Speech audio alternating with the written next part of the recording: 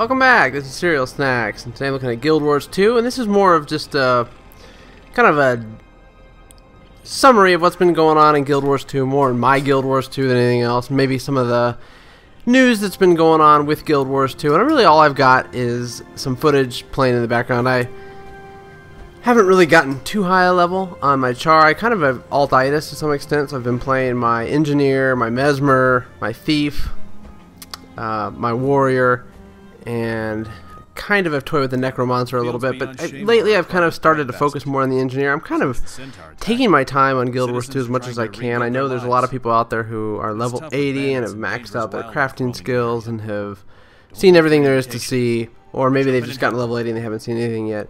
What I'm trying to do is actually explore all the cities first and then kind of explore these starter areas, because I just don't see myself really going back and doing all that after I'm level 80. And in many ways, one thing I learned from World of Warcraft and from a lot of MMOs in general is that when you hit level 80, the game is more or less, over. At least it is for me. From a casual gamer perspective, I think a lot of times that's the end of the game. Now, of course, there's those people who want to raid for all eternity or do end game stuff for all eternity, but the end game has never been good enough for me, and definitely not at this point in time, this close to release, to really hold anybody's interest for long enough. So it's probably better just to, stop and smell the roses, right? So what I'm doing right now is actually going through the human zone and just kind of doing some quests. I just wanted to stop and talk about some of the news that's been going on with Guild Wars 2. Maybe you've been following it, maybe you haven't. Maybe you haven't even purchased the game yet and you're just kind of interested in what the game is all about and kind of what's going on. So this will maybe a mix of like a review of the game and kind of a state of the game for those of you who may be on the fence about purchasing it, and those of you who have purchased it and just want somebody to tell you what's been going on in the ArenaNet world. So I'll just talk about that briefly.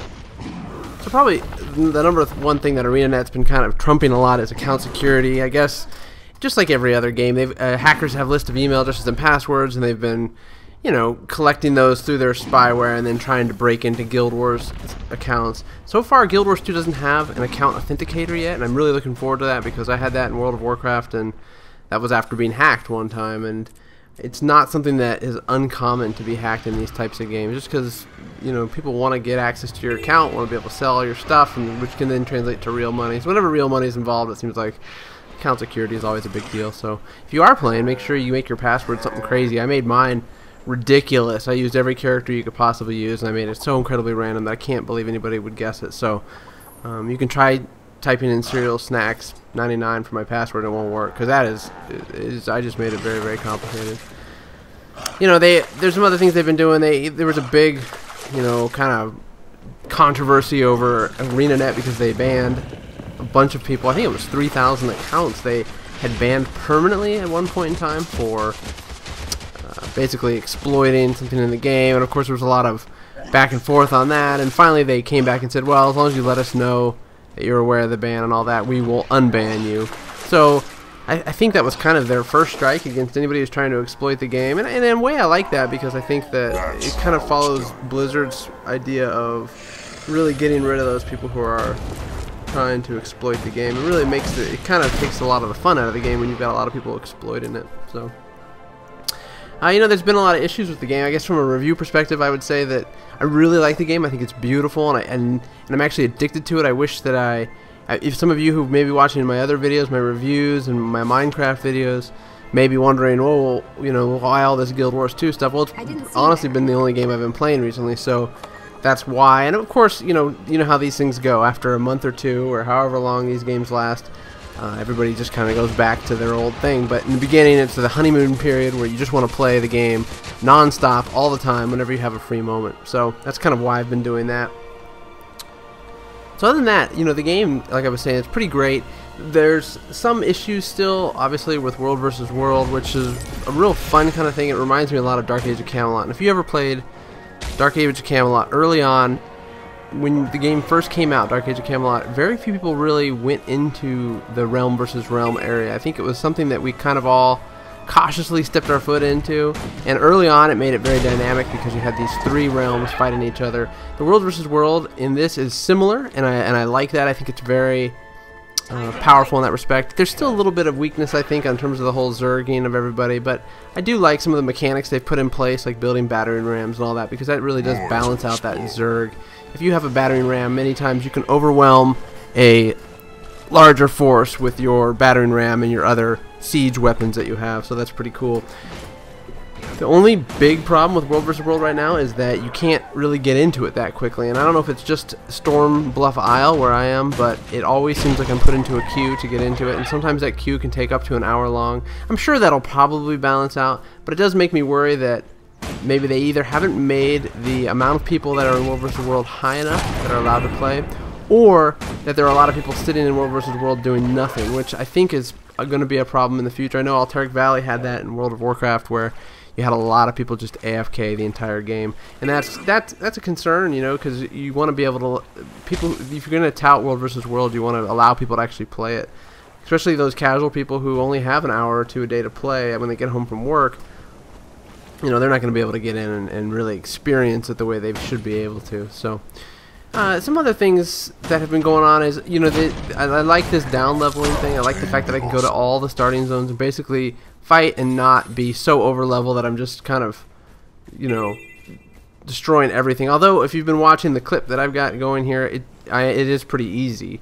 So one thing I would say is that ArenaNet could go back and make it tougher. You know, they make a lot of things tough in this game. If you've watched any of my jumping puzzle videos, you'll know that there's a lot of not simple stuff. And one thing I haven't done yet a lot of is dungeons, and from what I hear from other players is that the dungeons are incredibly complex and incredibly difficult. I'm just hoping that ArenaNet continues that trend, because I like the challenge that it offers as an MMO. You know, in many ways, World of Warcraft took a step back from a challenging MMO world. You know, Ultima Online and EverQuest and Dark Age of Camelot even had a lot more difficult kind of ideas and mechanics around them that World of Warcraft, because, you know, they wanted to be successful, I think in many ways they made it easy, so they made it therefore accessible to everybody. And I'm not sure that Guild Wars needs to go quite as extreme as World of Warcraft does. It can maybe even, you know, continue to be a little bit difficult, so that those of us who want a little bit more of a challenge have it. And then of course there's a lot of simple stuff in Guild Wars too that they've implemented, so it's got that as well. One thing that I haven't talked a lot about is my class, my engineer class. That's kind of the class I've been focusing on. I think I'm going to probably take this class to level 80. And kind of my thoughts on it. I have a video about the engineer class, but I'm starting to realize more and more that that video is actually outdated to some extent because of the beta. But, you know, one thing you'll notice is I'm using the rifle. I used pistols for a while, and pistols are great when you're attacking large groups of enemies that are about your level. You can really wipe them out quickly because the gun has a lot of attacks that are more area effect. It's got like a lightning shot, it's got a flame shot that kind of does that. And then of course the rifle is more of a single target kind of thing, and I actually prefer the rifle in PvP as well. The other thing that the engineer has are kits, and a lot of people use these kits. You can switch from grenades to a flamethrower to there's turrets you can put on on your skill point hotbar. And one thing I'm finding really quickly is that I'm not as much a fan about the turrets, and I kind of talked about that in my beta video.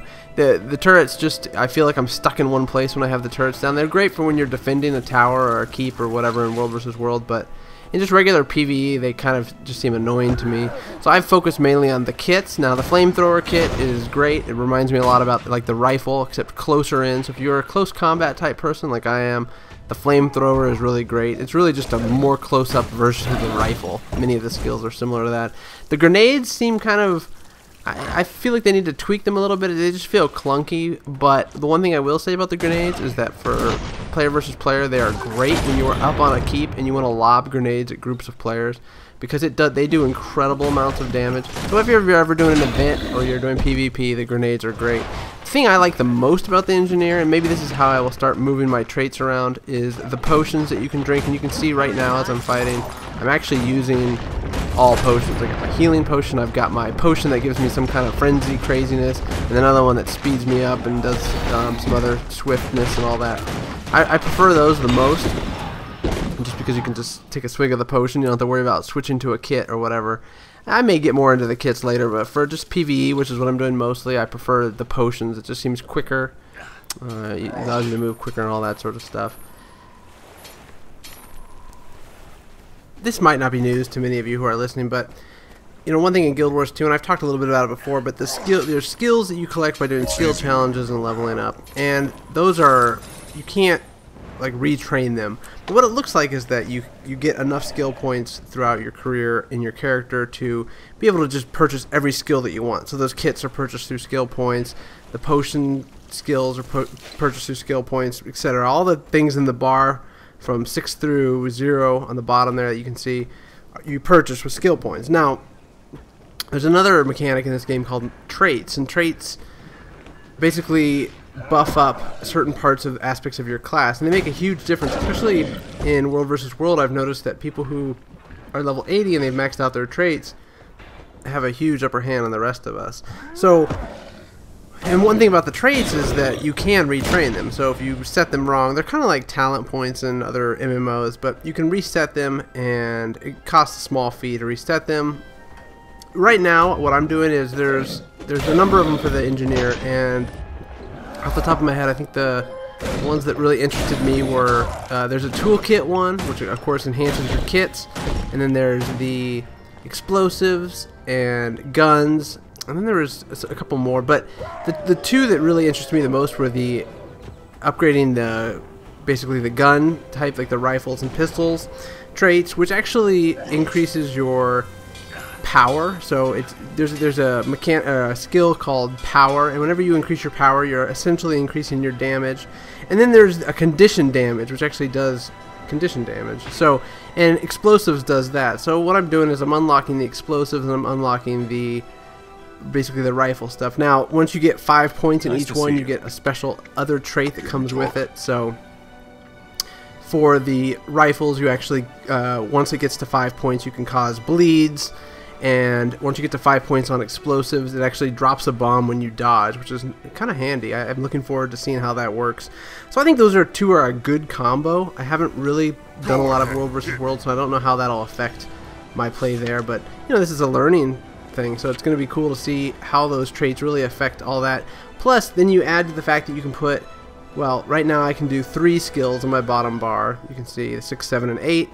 Eventually I'll be able to put 5. Now if you think about what you can put on that bar, there's probably more than 30 skills each class has, so the combination of the skills in your bar plus the traits that you pick could really make a big difference in how your character is played.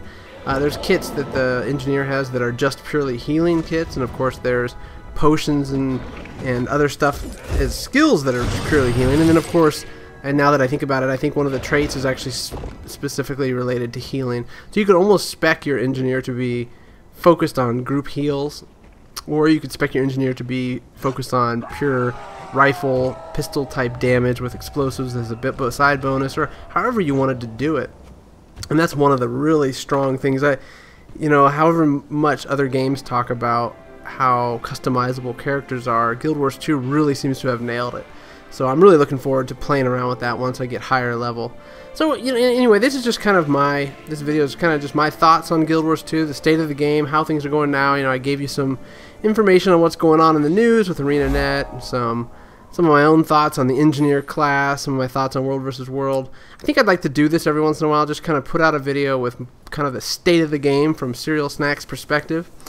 And I'd like to see your comments if you enjoy this sort of thing, or if you would like more of it, and if not, let me know that too. So thanks for joining me today, and if you like this, like it and subscribe, and I will catch you another time. Thanks for joining me.